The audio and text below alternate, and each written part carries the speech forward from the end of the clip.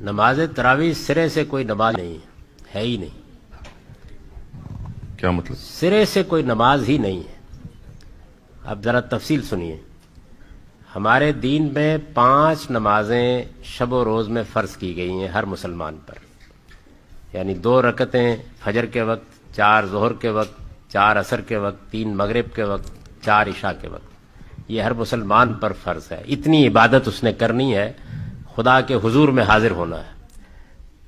یہ اللہ تعالیٰ کے ساتھ ہمارے تعلق کا تقاضا ہے. رسول اللہ صلی اللہ علیہ وسلم پر 6 نمازیں فرض کی گئی تھی. یعنی عام مسلمانوں پر 5 اور رسول اللہ صلی اللہ علیہ وسلم پر 6. اس کو قرآن نے سورہ بنی اسرائیل میں بیان کیا ہے. اقم الصلاۃ لدلوک الشمس الی غسق اللیل وقرآن الفجر. اس کے بعد کہا ہے ومن اللیل تہجد بہ نافلۃ لک، کہ اے پیغمبر آپ کو ایک چھٹی نماز تہجد کا اہتمام بھی کرنا ہے، اور یہ آپ کے لیے ایک زائد نماز ہے. تو رسول اللہ صلی اللہ علیہ وسلم بڑے اہتمام کے ساتھ 5 کے ساتھ یہ چھٹی نماز بھی روزانہ پڑھتے تھے. یعنی آپ پر تہجد کی نماز بھی فرض کی گئی تھی. رسول اللہ صلی اللہ علیہ وسلم کی پیروی کے شوق میں مسلمانوں نے بھی تہجد کی نماز پڑھنا شروع کر دی.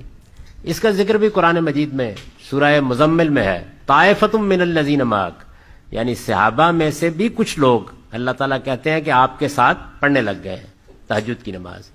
تو تہجد کی نماز نفل نماز تھی عام مسلمانوں کے لیے. نفل نماز کوئی بھی پڑھ سکتا ہے. رسول اللہ پر فرض تھی صلی اللہ علیہ وسلم، تو صحابہ میں سے بھی کچھ لوگ پڑھنے لگ گئے. رمضان کے مہینے میں لوگوں کو زیادہ شوق ہوتا تھا کہ وہ اٹھ کے تہجد پڑھیں. تو بعض لوگوں نے جو مثلا مزدوری سارا دن کی ہے اور کوئی مصروفیات ہیں، تو انہوں نے حضور سے یہ عرض کی کہ کیا اللہ ہمیں اتنی رعایت دے سکتا ہے کہ ہم تہجد کی نماز پھر سن لیجئے، تہجد کی نماز عشاء کے ساتھ پڑھ لیا کریں. تو آپ نے فرمایا پڑھ سکتے ہو. تو یہ جو آپ روزانہ وتر پڑھتے ہیں یہ تہجد کی نماز ہے. رسول اللہ صلی اللہ علیہ وسلم نے اس کو عشاء کے بعد پڑھنے کی لوگوں کو اجازت دی جو صبح نہیں اٹھ سکتے تھے. یعنی تہجد کے وقت اٹھنا جن کے لیے مشکل تھا ان کو اس کی اجازت دی. یہ نماز رسول اللہ کی نماز ہے. اور رسول اللہ صلی اللہ علیہ وسلم یہ نماز 3، 5، 7، 9، 11 اس طرح پڑھتے تھے.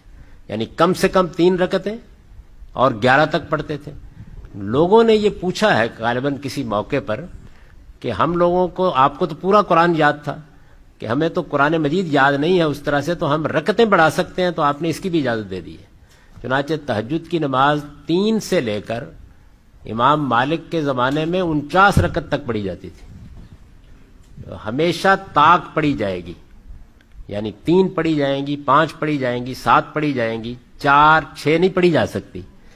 تو یہ تہجد کی نماز ہے. عام دنوں میں آپ وتر کہہ کے اس کو پڑھتے ہیں. عربی میں وتر کہتے ہیں طاق کرنے کو.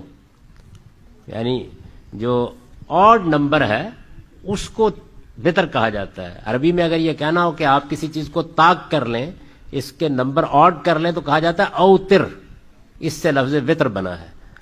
تو یہ وتر جو آپ پڑھتے ہیں عام دنوں میں یہ تہجد کی نماز ہے، حضور کی اجازت سے پڑھی گئی.